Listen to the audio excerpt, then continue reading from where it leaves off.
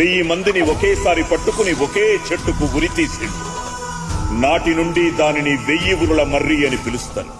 జలియన్ వాలాబాగ్ ఘటన కంటే ఎన్నో ఏళ్ల ముందే జరిగిన ఈ మారణకాండతో నిజాం అనే పదం వింటేనే జనంలో భయం పుట్టేది. ఆ తర్వాత 6వ నిజాం మెహబూబ్ అలీఖాన్ కాలంలో ప్రజలకు కొంత ఊరట లభించింది. ఎవరి మతాచారాలు వాళ్లు పాటిస్తూ హాయిగా ఉండేటోళ్లు. హిందూ సంప్రదాయాలు, సంస్కృతులు ప్రోత్సహించబడ్డాయి. ఎన్నో భవనాలు నిర్మించబడ్డాయి. చెరువులు, కాలువలు తవ్వించబడ్డాయి.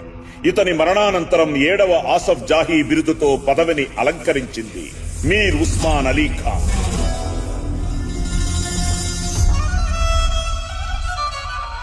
ఇస్లాం రక్షణ కోసమే అల్లా తనను పుట్టించిండని చెప్పే 7వ నిజాం కాలంలో మందిరాలు మసీదులైనాయి. సనాతన ధర్మాలు మంటగలిసినాయి. పాలమూరు మహబూబ్ నగర్ గా, ఇందూరు నిజామాబాదుగా,